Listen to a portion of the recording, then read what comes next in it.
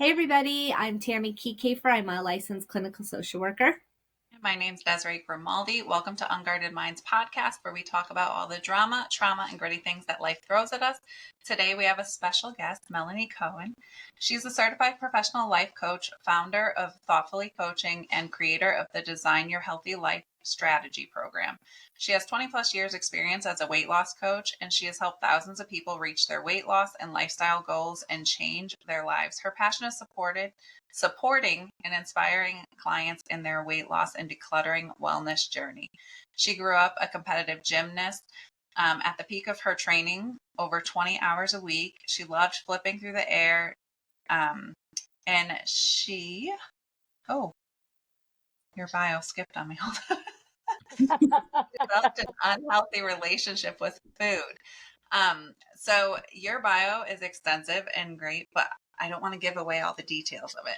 So I wanted to kind of dive in with you on starting where you did and how you developed that unhealthy relationship with food, because we see a lot of young adults doing that. So I really wanted to touch on that, but just dive in where you want, and welcome. Sure. First of all, thank you for having me. I don't think that my gymnastics or sports experience was dissimilar to so many kids, girls in particular, I think. And I also think in the last, decade or so, we've learned a lot more about how young gymnasts are treated by the adults in their lives. So back in the day, gymnasts were lean and skinny and pretty and not built like gymnasts today that are like powerhouses. And I was built like that. And my coaches called me piggy, fatty, like everything they could do.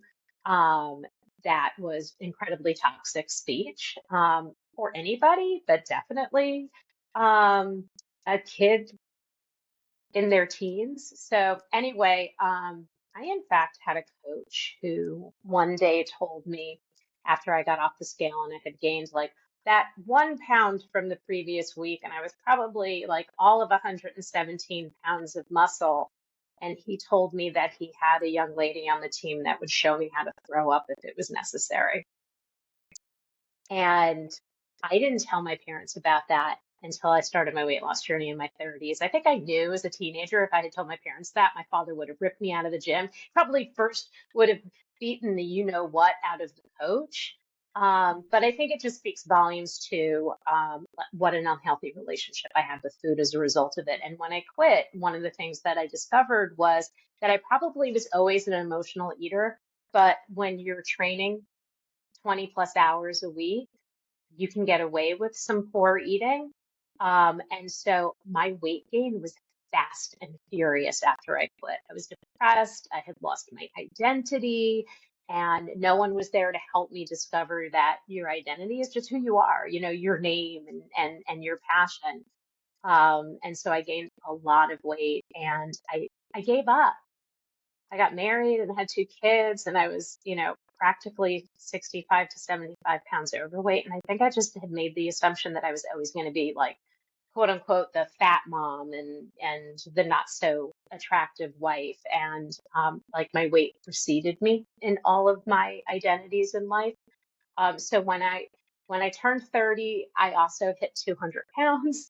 And that's when I said, these milestones don't work for me. Or 30 is okay, but not 200 pounds. And that's when I decided that I needed to do it for myself. And I think it was a much healthier weight loss journey because it was the first time that I had never approached it from the perspective of um, like constant dieting, like depriving myself of foods or food groups, or, trying to exercise too much, or being all or nothing, black and white in my thinking. And that was the change for me, was finding a place where I could do it where it felt like real life, as opposed to something that you do for a little while and then stop doing.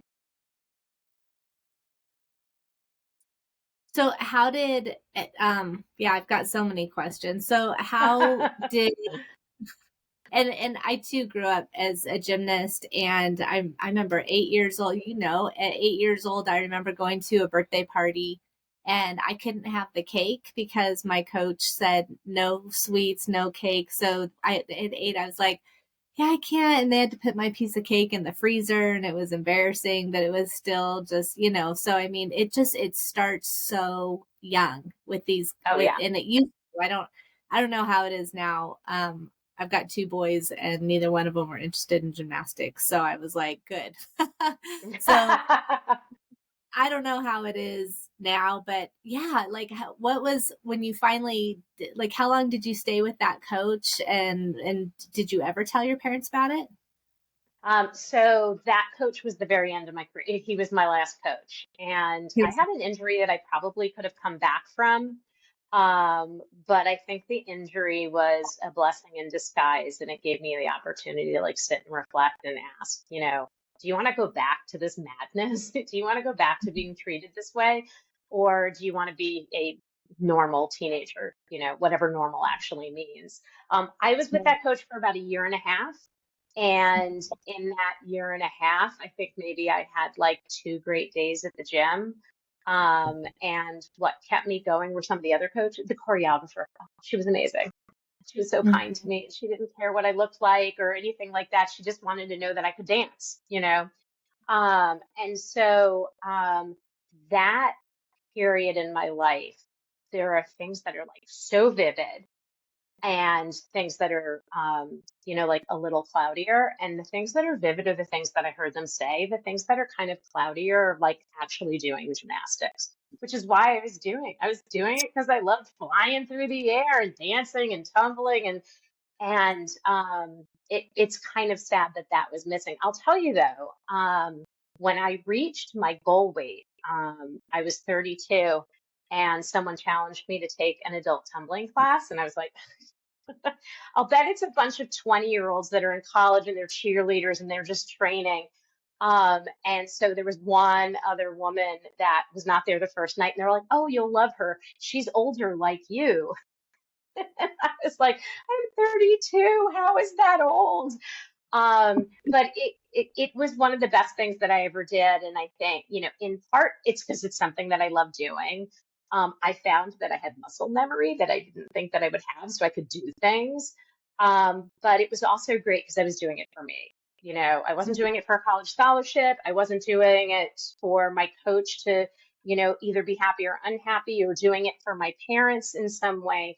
And I think that I took classes for about 5 years before I had a car accident, and I haven't gone back. But in those 5 years, I think they were the best gymnastics years of my life, because it was just about the joy of it. There was no one telling me, you have a mommy belly. No one cared. And Right. so I think for me, really understanding and leaning into both exercise that, makes you feel good because you'll do it, but also doing things that just like give you joy. Mhm. So when you said you were 32 and hit your goal weight, were you at a point where that goal weight was a realistic goal weight, or were you still in that thinking of like, I want to be 17-year-old goal weight? That's such a good question, because both. I had a weight loss coach who was like, you're done. And I was like, no, I have to be, like in my head, I had a certain weight, which actually wasn't a gymnastics weight. It was enough above it that I thought it was realistic. And it was like just about getting to a particular number that I never got to. But my coach was like, every week, are you sure? The next week, are you sure? And then she finally sat down and asked me some like really valuable questions. And one was, how do you feel physically? And like physically, I felt like I was in the best shape of my life. My energy, my lung capacity, like all the things were working. And she said, and how does your clothing fit? And I was like, oh, this is the smallest size I've worn since, college. And all the questions she asked, I realized, okay, this is my goal weight. It was as if the number picked me as opposed to me picking the number. But there were maybe 6 to 12 weeks where I was fighting the whole, like, I know there's this number I need to get to. And when we reflect on it, when I was that number, I was a teenager. I wasn't built like a woman. I'm built like a woman. Mhm. A woman shouldn't be the same weight because of the differences in her body than, when she was 16 or 17. Yeah. Right. Right. And it's not just gymnasts, it's all sports that it happens in. Mhm. 100%. And it's both ways. It's the weight loss, but some of the sports are the weight gain. Which is still, it's just unhealthy weight habits, but or eating habits, or because our daughter, she's 16 and she's in boxing and jujitsu, and she wanted to compete, and she came across some stupid TikTok or YouTube, and she's like, I have to gain weight. I have to gain weight. I have to gain weight. That's the only way. I have to turn mass into muscle. And I'm like, no, that's not what we're doing. But I mean, she was weighing herself every day. She was eating. She made herself, she calls it her carb bowl. She would make mashed potatoes with rice and just eat massive bowls of it. And I'm like, Gianna, you're going to gain weight. That's not going to turn to muscle. And like, you are going to be so uncomfortable. You're 5'3".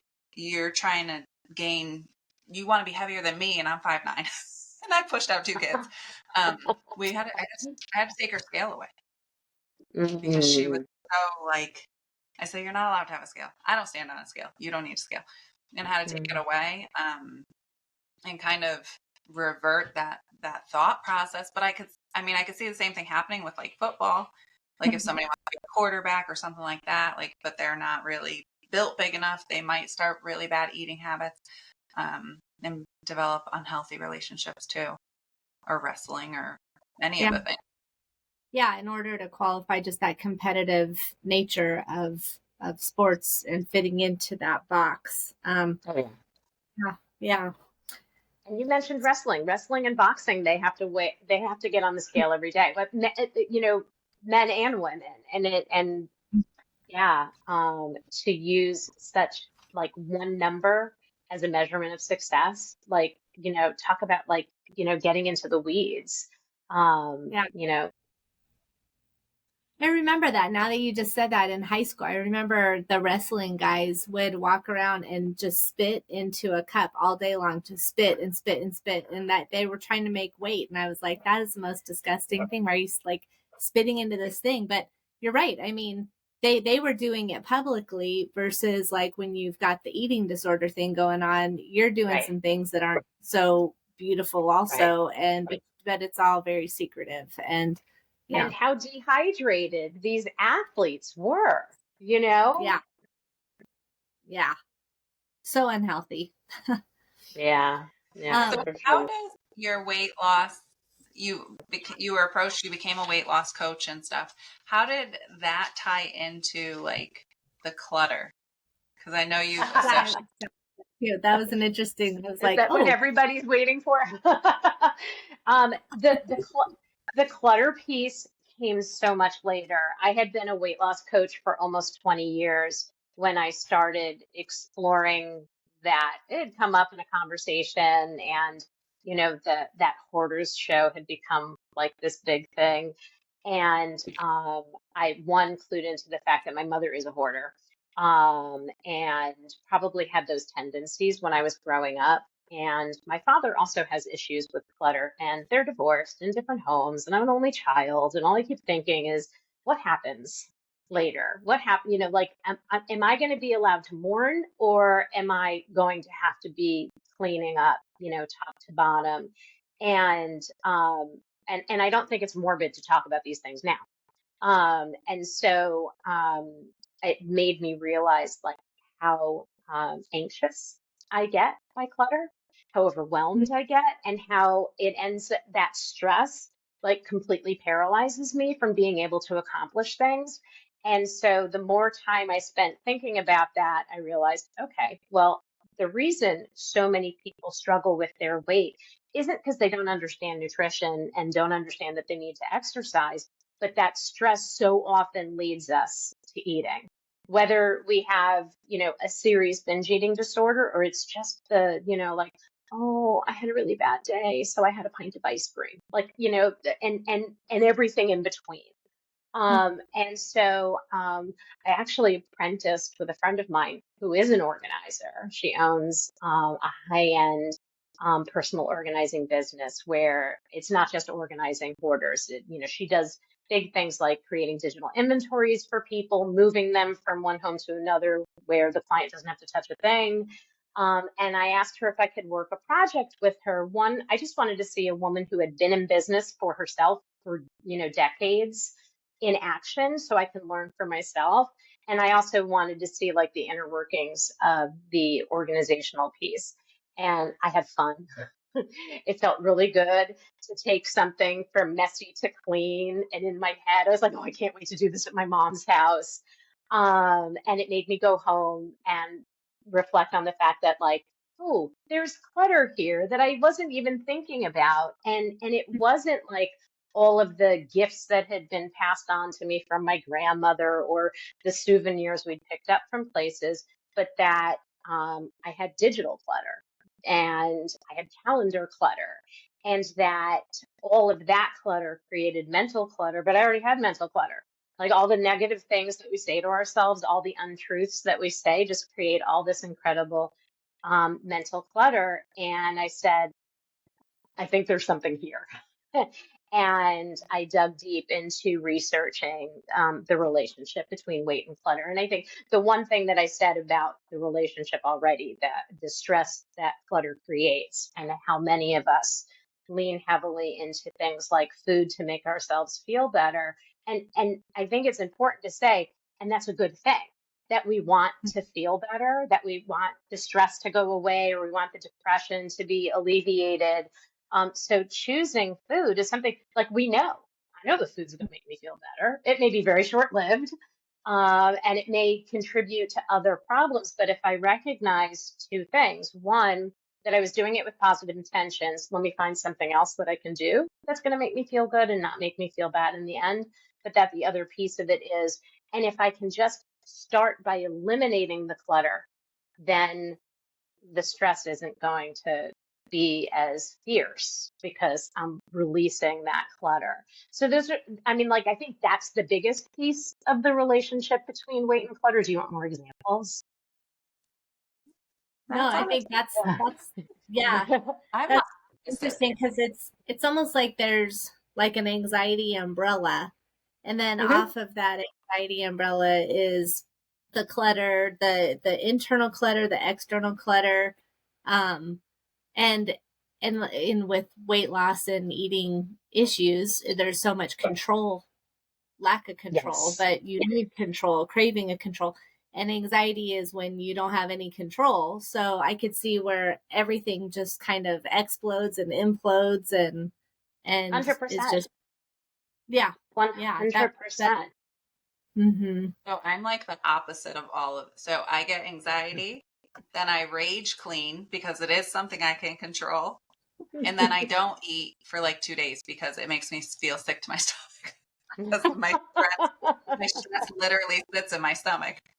And I yeah, think I think there are a lot of people out there that recognize that they're emotional eaters that would hear you and say, "Oh, I wish I could be like that." But what they're not hearing you say is exactly how unhealthy that can be also, the not eating, and it making you feel bad. Although, I mean, if we could all lean heavy into, "Oh my God, I feel bad, let me clean," I think we'd all have super clean homes, right? Like when everybody's that home. happens, I could literally hear my family dispersed and like their doors closing into their rooms.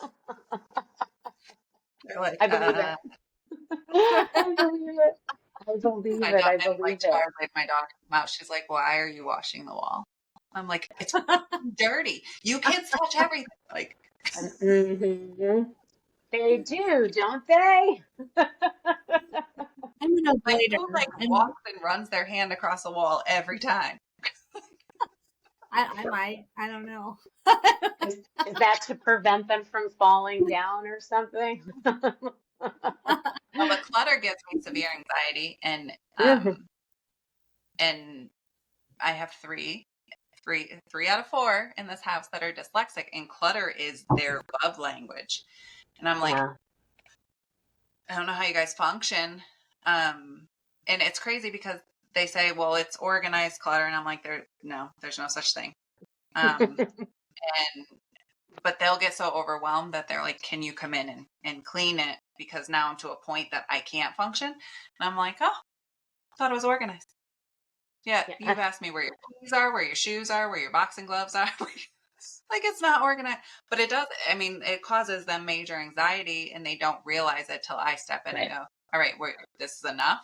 And we clean it Mhm. and they're like, oh, this is so much more relaxing. My youngest, he'll even start sleeping on the couch. I'm like, why are you sleeping on the couch? Mom, my room's really bad. I need you to. And you know what's interesting is that women outnumber men by double digits in how clutter stresses them out. Like in all the research, 80 to 85% of women have addressed the fact or have said that clutter stresses them out, whether they have the clutter or not, that it stresses them out. And men are kind of like, it's all right. So what's behind that? Because it's almost like that, kind of getting into not a different subject, but kind of where I do a lot of work with couples, and it's like women are saying, I got to make a list for my husband, or why doesn't he just see this? How does he step over it and not say, oh, I need to pick it up, or putting the dishes all the way into the dishwasher instead of just putting them in the sink or what what's the deal behind that?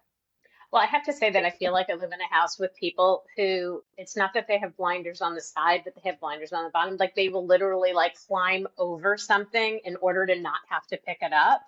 And so you're right. They don't see these things, or they're not as important to them as it is to other people in the home. And I don't want to make it sound like and every woman is stressed by clutter and every man doesn't care, because I know Right. plenty of men who have beautifully, tidy homes. I live with one who helps me keep the home clear of clutter, not because he cares, but he cares how I feel.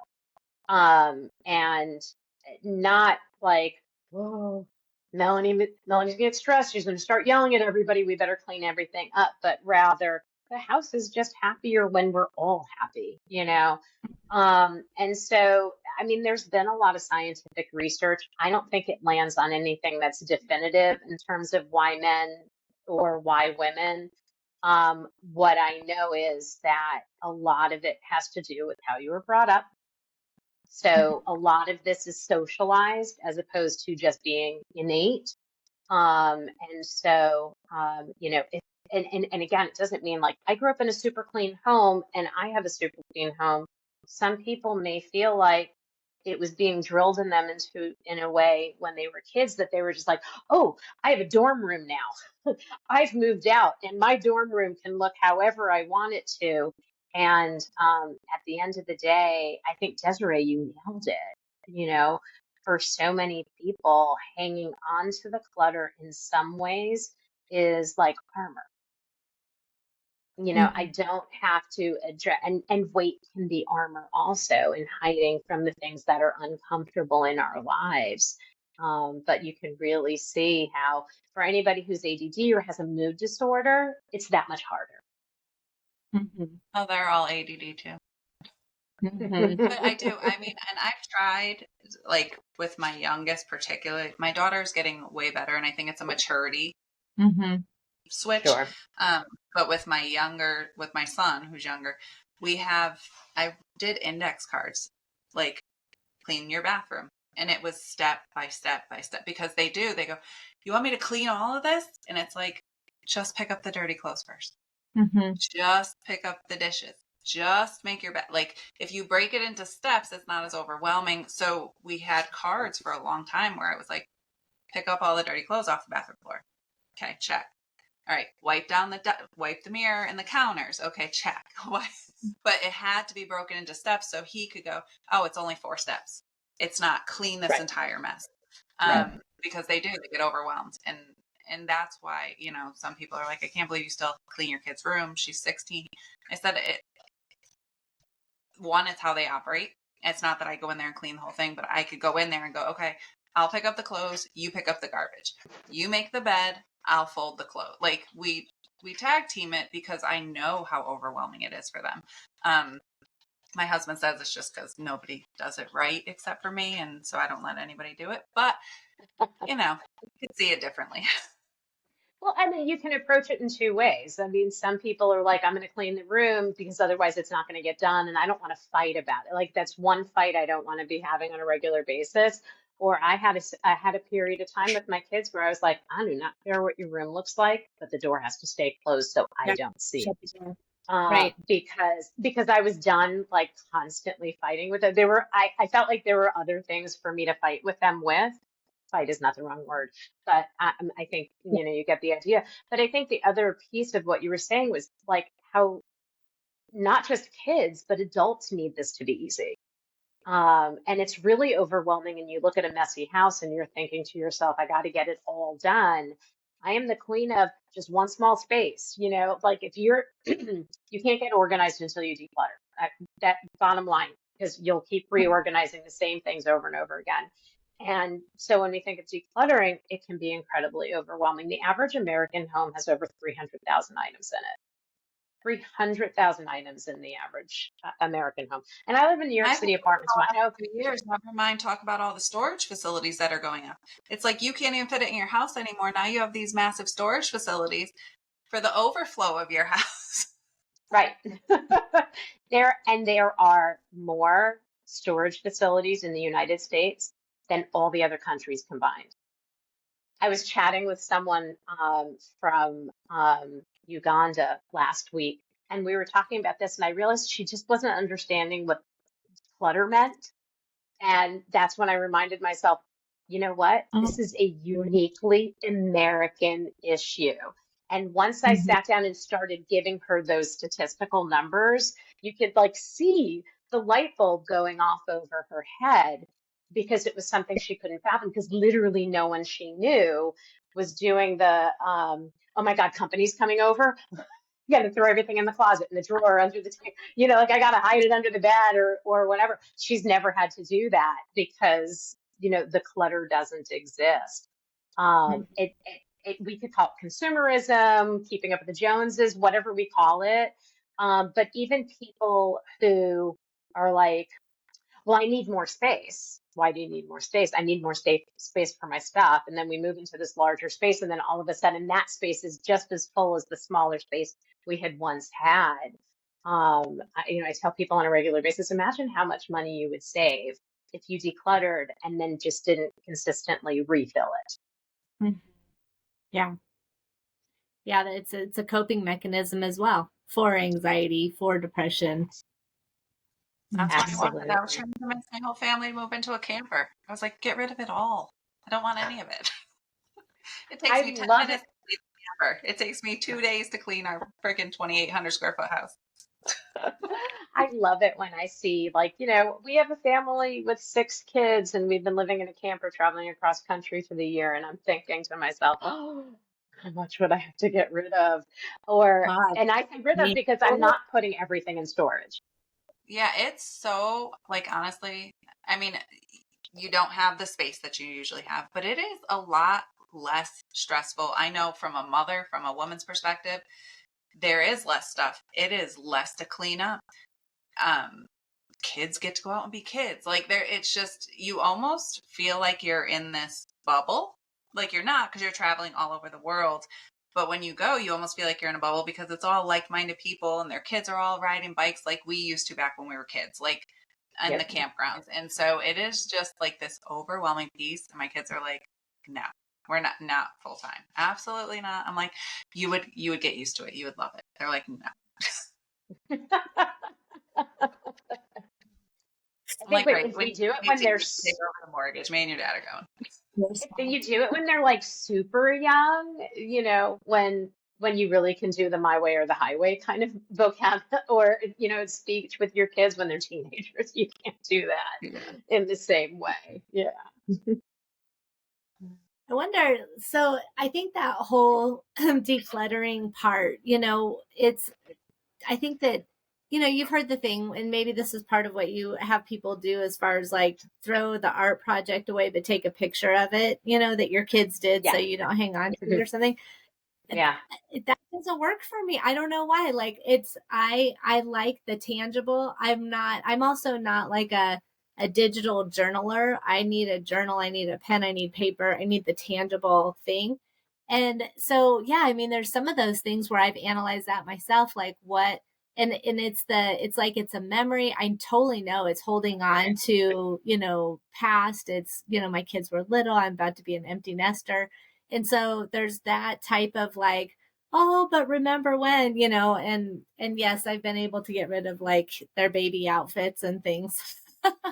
But things that they like created, they came from their heart, they came from their minds, they came from their little hands, I don't know. There's Yeah. just something about that where it's like a picture's just not going to do it for me because it's going to end up in So my phone. Do It's you going to save end up in my every Google. little thing, or do you just save like the moment because like I was like that for 10 years. I saved the gifts, like the handmade gifts, Mhm. and then like any special projects. But if you scan them, you could actually turn them into a book through like Yeah. Shutterfly or something. I got rid of, my husband was like, I'm not moving another one of these momentum boxes of the Mhm. kids like English paper. Their first time writing the alphabet. He's like, absolutely not. I'm not doing it no It more. depends, it depends. It depends if it's like a story. And I could see that, like taking a picture and then turning it into a book. I think there's those things. They made me this little like a pipe cleaner butterfly thing in like preschool or something. And it was like a coffee filter with a pipe cleaner. I don't know. And then they colored it or whatever, and they gave it to me and they were so excited. Do you know that thing is still in the side pocket of my purse? Like, I don't know. It's just like I just have that in my purse and I don't and I show it to them. I'm like, look, and then I see their faces go, you still have that, and I'm like, of course I have this. It's my butterfly pipe cleaner thing you made me, so it's that, and there's got to be something more beyond that tangible, like their experiences, and it makes them feel important that I'm hanging on to this thing. And so yeah, definitely, it's not where I hang on to every little piece of paper and their alphabet and all that kind of stuff, but there's some things where I'm like, I'm not getting rid of that. Yeah. I like to say that I'm a values-based clutter coach because I don't get to decide what is your clutter, and you don't get to decide what is my clutter. And so some of the Mm. things that you want to hang on to, other people are like, you're really hanging on to that, and vice versa. And so, like, my goal is never to make someone a minimalist unless they say, I want to be a minimalist. Mm. Otherwise, like, you guys can't see this, but the pictures behind me, these are shelves that are 6 feet long, and there are three sets of them. And you can see how I have the pictures layered because Yeah. those are so valuable to me. I like to say, this is actually a dining room. I like to work in the dining room. My husband works in the office. And I like to say that, like, all of my ancestors are on my shoulders right now. Yeah. And my kids, when they were little, there's something very meaningful about the photographs from before I was born, or my husband's family that I only, picked up as a part of my family in college. And but in other places it's much more minimal in my home. And I can tell you the same with the kids stuff. Sometimes it's so hard. So both of my kids, when they went to college, I started to actually take the boxes and the bags and all this stuff that had things in it. When my older daughter graduated, I put together this beautiful album. She loves it, but left it at my house when she moved out. She was like, it's too big. I was like, it's too big. My young, my younger daughter is 25. She graduated college 3 years ago. I still have not finished her book. It's just one of those things that I can't wrap my brain around. But we had it out recently because we were looking for something, and I got called on the carpet. She said, Mom, when you finish this, it does not have to have every single report card I ever received. It's like, that's so amazing. Let's pick out which Okay. one to keep. It's like such relief. But I also had stupid stuff like, like state test scores. Well, if they got a perfect grade on a test, I'm like, I want to keep it. And she really, like, it made me feel so much better because one, she loves that it's there. She loves she's the one that loves to watch like the old family videos and things like that. I think that she's more sentimental in that way than my older daughter. But I felt so relieved when she was like, you don't have to keep everything, Mom. I mean, the relief was huge. Gave So you permits. um, Yeah. she gave me permission. And I think that, and what that means is like an open dialogue and like in sitting down with a carton or with a book or something and Mhm. discussing together, what are the things that are really valuable to keep and what aren't valuable to keep. Because what we think is valuable isn't necessarily what they think is valuable. Well, I think that's Mhm. important to go back to too, like you were saying, like what is that going to look like with my parents? Mhm. Because a lot of times parents hold on to things thinking that it's valuable to you. I remember my husband's father, we moved him. He was selling his house and going very minimalist. He moved to El Salvador. So everything had it. But he was like, take this. I was like, no, no, don't want any of that. But he was like, oh, I've been saving that. I plan to give that. And it's like, no, no, we don't want any of that. And a lot of it got sold online, donated, things like that. That's right. But it's like you hold things, and I mean, my husband ended up taking, it was like his grandmother's like original Avon red kitchenware set. The thing's from like 1960 something. And I was like, I don't know what you're doing with that. And he's like, it's not going It's not going in my kitchen. And he's like, oh, I mean, it's all still in original boxes. Like they bought the entire set. And I was like, it's going in your garage. It's not going in my kitchen. It's not going in my linen closet. Like it's not going in the house. And then even further, I looked it up and it had like lead in it. So like you don't use it. And, it's a momentum thing for him, but I'm like, it's sitting in boxes in the garage. Is that where it is right now? Yep. That's where it's staying. I'm like, what is this? Like Red Room, Hooker Lane? Like, no, shit is not going in my house. It just means that we have to have we need to have some tough conversations with our elders because, for some of us, it's not just our parents, we're caring for an aunt or an uncle or something like that. And, be able to sit down and ask a very basic question. And that is, how do you want to leave this for me? Do you want to give me the opportunity to mourn and celebrate your passing? Or do you want me to be like praised by having to clean out your apartment so it can get re-rented or sold and having to deal with all of the chaos? Or do we want to manage that now? And then also be able to enjoy the time before you go. And I don't think my parents are going anywhere anytime soon, but to be able to have that conversation now can give them relief too. My father always used to say, well, I'm not going to be around much longer. And I would say, poo, poo, poo, don't say that, don't say that. And I realized it, first of all, negated his feelings about being later in life. Allow him to have those feelings and have an open dialogue about it. And the open dialogue can be, if he wants me to know exactly which drawer in the filing cabinet has the, safe deposit key and like all of those kind of details, but also the list of people that he wants me to contact. How about you give me one person and they can contact everybody else, and so we were able to have a really kind of nice meeting of the minds and also like a great father-daughter kind of moment because the conversation could have been, and what color coffin do you want? Or what music do you want played? What do you want? My husband's father just passed away and they asked everybody to wear Hawaiian shirts to the funeral.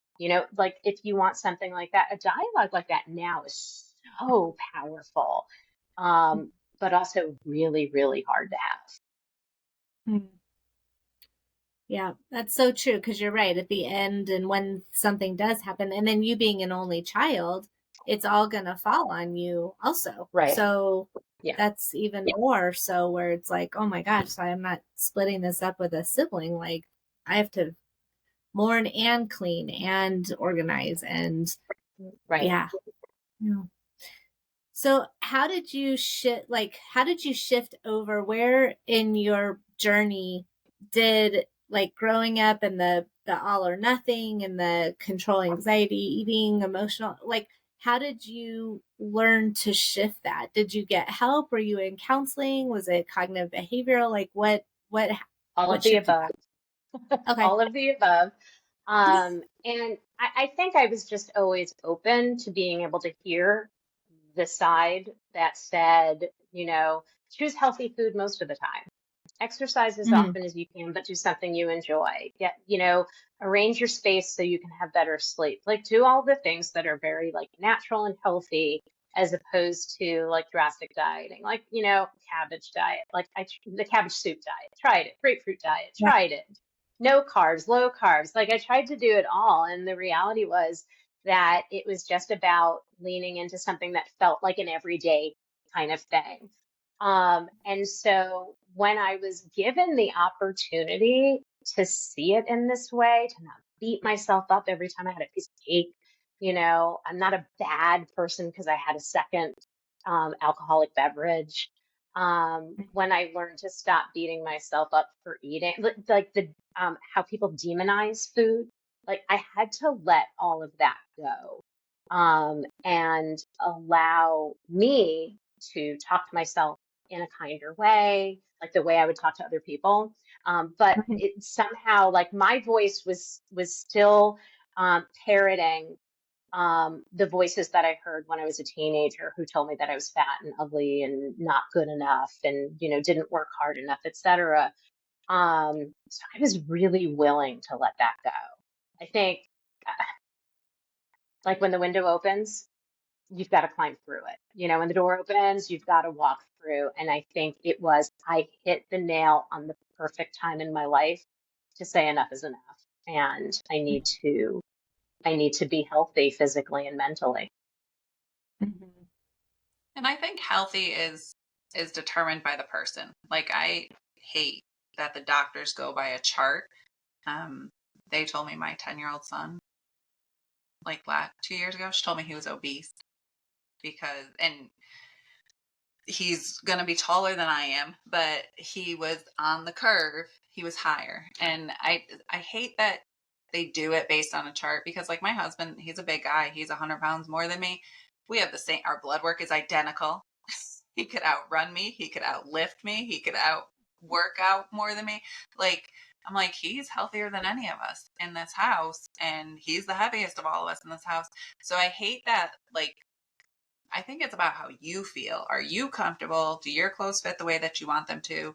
You know, obviously blood work too should determine some things, but like it's not based on this curve or scale. Like I think it's really Right. based on how you feel.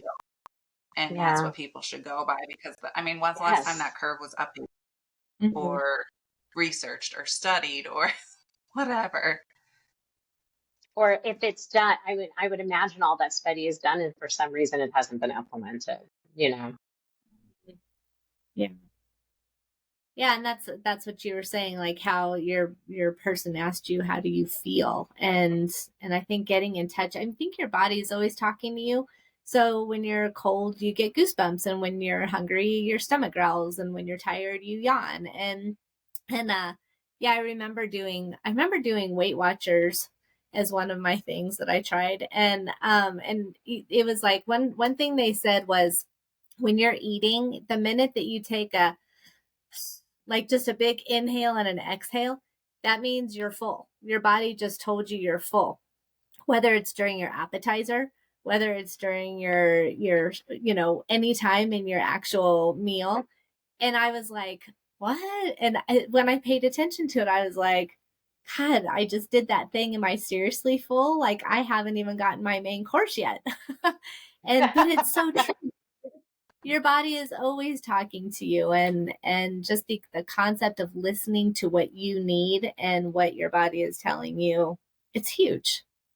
I love that Melanie, analogy. you might know better than me, but like, isn't it like something like 12 minutes from your last bite, like before your body will catch up and go, oh, I'm full. So there's like, Mm. it's, I don't remember if it's 10 minutes, 12 minutes, but something like that, like that you have overeaten for before your body kicks in to realize it's full. So I always tell my kids, I'm like, chew slower, Mhm. chew, like slow down. Um, my daughter, I'm like, are you even tasting that? Because I'm on my second bite and your whole plate is gone. There's a lot of conflicting research, and it's anywhere between 10 and 20 minutes. And I think it really depends on the person, the 10 or 20 minutes. But what I know is, like, first of all, you have to be paying attention. Like Yeah. you said it perfectly, Tammy.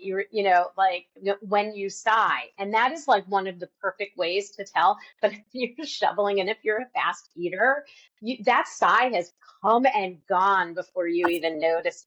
Yeah, it's Right. crazy, and you're right. So one of the things that I had learned when my kids were younger was that I should put a lot less on their plate because I hate the like there are children starving in, so you should finish what's on your plate. It's so unfair. Yeah. And because it's just it is not the way to teach good eating habits to eat just because someone else doesn't have, which is a shame. But that's like in part the demonization of food. But Mhm. I just started putting less on their plate, and I learned something. Sometimes they finished it, sometimes they didn't need that much. And my kids had enough of a mouth that if I didn't give them enough, they would ask for more. And for some reason, as a young mom, I was just like piling on their plate, like, ooh, but what if, but what if? And so that sigh is a lot easier when we are not like filling our plate up the way they do in so many, restaurants in the US in particular. So yeah, I'm so happy you heard that because that is something that I have lived by, that sigh, for a long time. Yeah. I thought they had a good program. I remember also talking about the portion control and like a piece of meat or something, or your main thing is supposed to be as big as your fist. And I was like my fist or my husband's fist? My Like, husband's fist. going My like husband this. all the time. So yeah, I mean, it was like, yeah, wow, really? That's supposed to be my portion? I mean, it was just, What is and it? Protein, carb, and then 2 is vegetable. That's not how it works. is it? Depends on I the mean, kind of that. protein. It's really the palm of your hand. And again, like not the palm of Oh, my hand.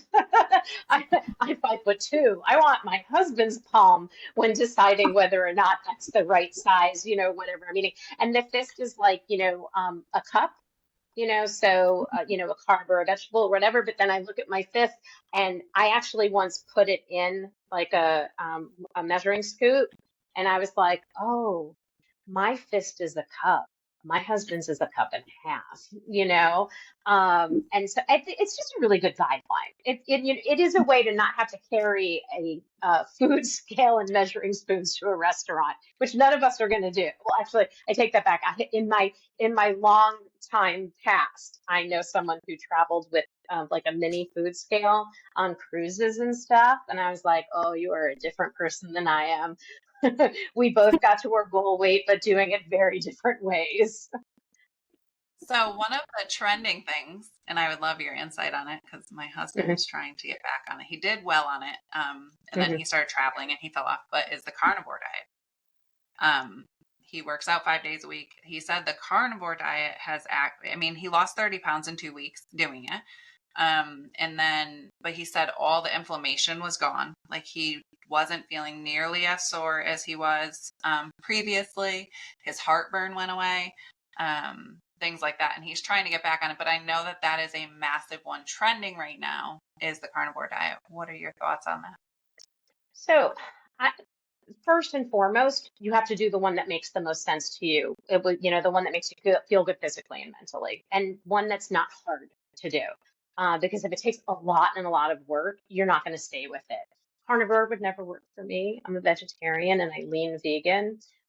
So it would never work for me, but I'm also not here telling everybody you should be a vegan, or vegetarian for that matter.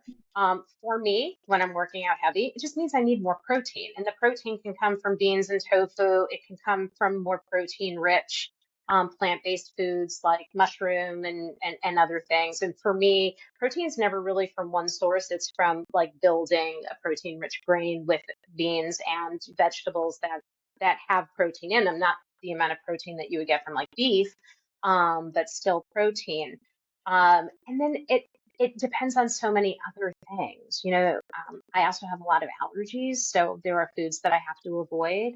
The inflammation thing can come from dairy, it can come from grains, it can come from lots of different things.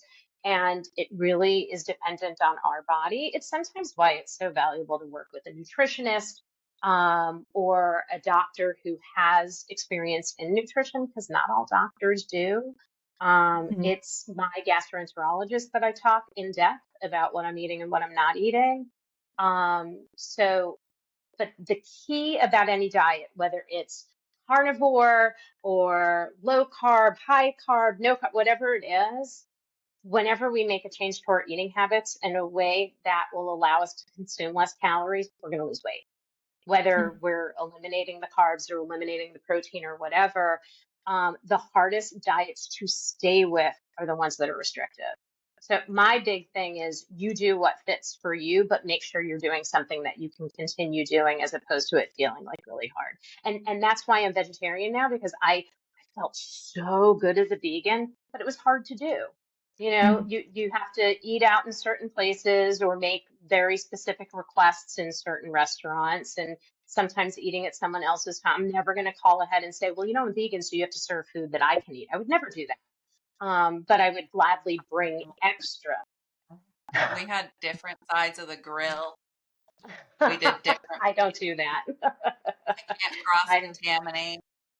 He had to know if fish or anything was fried in oil at restaurants. Yeah. It's a lot. It's a lot. So yeah, if carnivore works for him, then that's what he should do. Yeah, I am a firm believer in It's whatever you easier for do. cooking for him than a lot of the other diets. I'm like, oh yeah, I'll totally throw you on a steak and 6 shrimp. That's easy. But when you had to do all the like special sauces that don't have sugar and don't have salt or don't have it, like that was complicated because he's going to stick to the diet that's easiest for me to cook.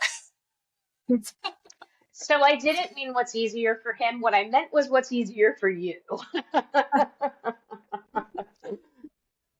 Because I'm making everybody regardless. It's just withholding the sides for him and maybe doubling up on it because he needs more protein. Right. But I didn't know how you felt about it because there's a lot of controversy in regards to the cholesterol and this and that. There is.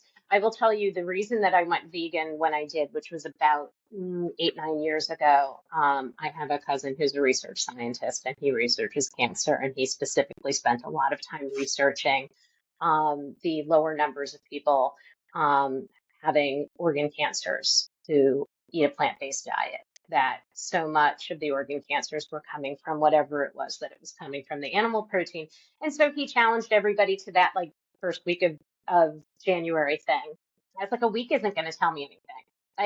What am I going to learn about my body, the food I'm eating, how it works if I do it for a week? So I did it for the entire month. And at the end of the month, I lost weight because I made a change to how I was eating and was paying attention. But I felt so good. So I kept up with it until all of a sudden, all of these, I don't know what it is that happens to women when they're menopausal or perimenopausal, menopausal, and all of a sudden all this other crazy stuff is happening in your body. And all of a sudden food that I was able to eat in the past, I couldn't eat anymore. And so, and a lot of it was fruit. I was like, wait a minute. Wait a minute. I'm a healthy vegan and now I can't eat apples, pears, peaches, and like the list goes on. And that's when I said, I can't be restricted everywhere. So, restrict the foods that make me feel ill without eliminating foods that are, for the most part, healthy, but, maybe not to everybody's standards. That was my next question is, okay, yes, input, output, what you put in, what you exercise, calorie, up until menopause. And then all of a sudden, like, it feels like all bets are off and it doesn't even matter. Like you have to, and my doctor even told me, she's like, well, if you want to lose weight as a menopausal woman, you just need to eat like a bird. And I was like, that sucks. Like, that was my doctor's advice, and I was like, dang. So, she had like the green protein drink in the morning and then one in the afternoon. And then you can have like chicken for dinner or something like that, and so, yeah, that doesn't work. It just doesn't, it'll work for maybe a week and I'm all excited because I lost weight, but then I go to work out and I'm about to pass out because I'm not eating enough. And I don't know. So yeah, I was going to ask you if you worked with menopausal women.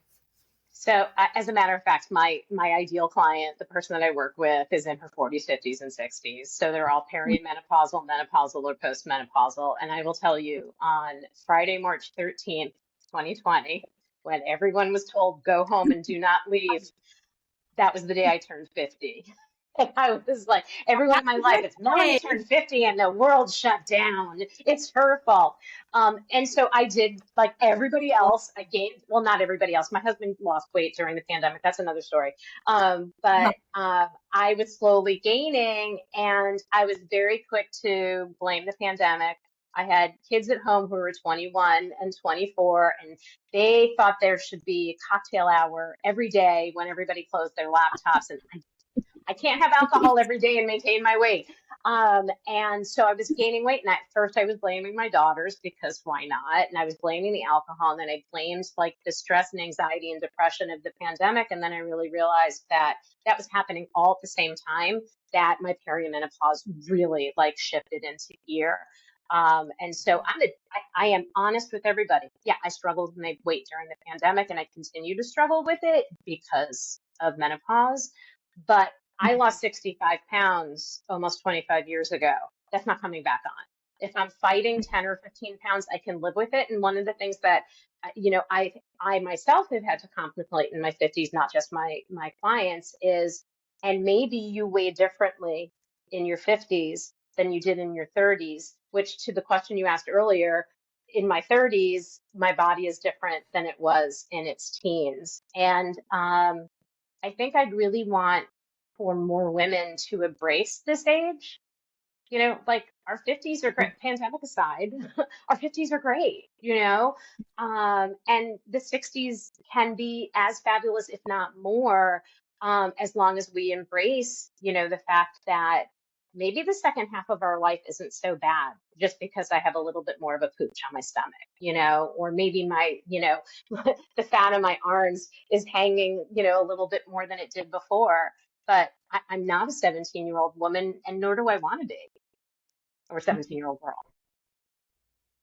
There is a lot to embrace going forward, and it's just, when that thinking is just right here, it's just, you see a lot of people not able to have that joy because that filter is just so strong, and it changes your perception on everything. Yeah, it does. It does.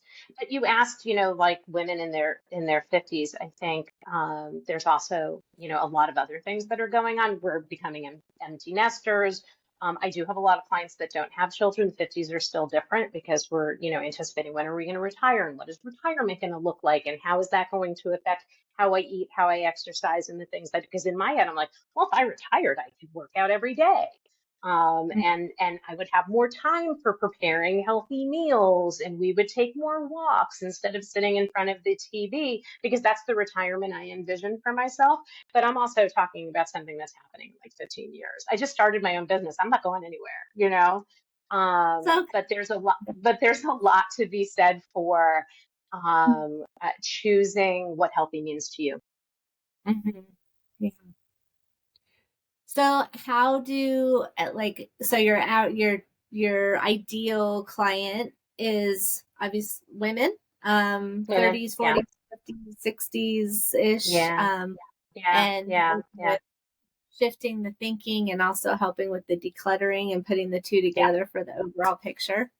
Yeah. I have a lot of clients who come to me strictly for the weight loss piece because they know me from the weight loss industry for over 20 years. And so many of them come like, oh, I don't have clutter. I don't have any clutter. I don't have clutter. And I had one have this like really, like bold, amazing discovery that she had financial clutter. And so really kind of learning how many different forms of clutter there are. So many people, I have 27,000 unread emails. Like, that's clutter. That's clutter. So, when you remove the clutter, whether your clutter is physical or mental or digital, when you remove the clutter, it's that in and of itself is figurative weight being lifted off your body. And then the literal weight follows. Interesting how much clutter. I was thinking people who, Desiree and I were talking about just social media and like, how many friends can you get? How many friends? How many? And then in real life, how many people do you continue to be around that don't serve you as, so social clutter. Yeah, that's interesting. Different kinds of clutter. Yeah. We're in a place right now where news clutter, like how much news there is right now with everything that's happening in our world, no matter where you sit or where your views are, there is too much information. Mm-hmm. Mm-hmm. Yeah. Wow. Very interesting. Yeah. It's hard too with the digital clutter because I'm right there with Tammy. Like I have notebooks and calendars and planners, and I feel like I could declutter that stuff But when you open that Google Drive, I'm like, I can't like pick it up and put it in that pile. Like, it's so hard that, but now I have gotten to a point where I'm like, okay, anything prior to last year, just delete. I probably haven't opened it. Like, and I'll go through my Google Drive and like the longest, like it has different options like recent or like the oldest thing. And I'll just start highlighting and delete them because I'm like, if I haven't opened it in the last 6 months, I probably don't need it. I probably will never need it. Yeah. Yeah. So, I was listening to, I can't remember what podcast I was listening to the other day, and they were talking about someone who had made I didn't research it to make sure it's accurate, but what they said was that this person had won the Guinness Book of World Records for the most tabs open on their computer, and it was 7,500 tabs. I was like, I'm sorry, what? How is your computer running with, and Right. at the end of the day, 75 is a lot. Like 70, at like what, how many windows do you have 1,000 open of, or tabs, I mean.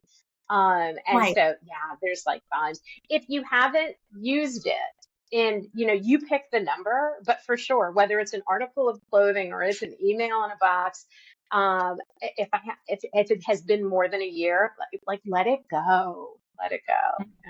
Mm-hmm. Yeah, I like that. Well, we could talk for another hour. This is so, you bring so much to the table and give so much Thank you. insight and just things to kind of think about. And congratulations on your business. And Thank hopefully you. we can get some people, get some traffic your way. Thank you. Yeah, we Thank you. have I all your appreciate links. it. We're going to link everything in the description for all the ways that Awesome. people can follow you, connect with you, everything. And thank you so much for That's being a awesome. guest. Yeah, Oh, both of you. Thank you. Thank you. This was great. awesome. Thanks so much.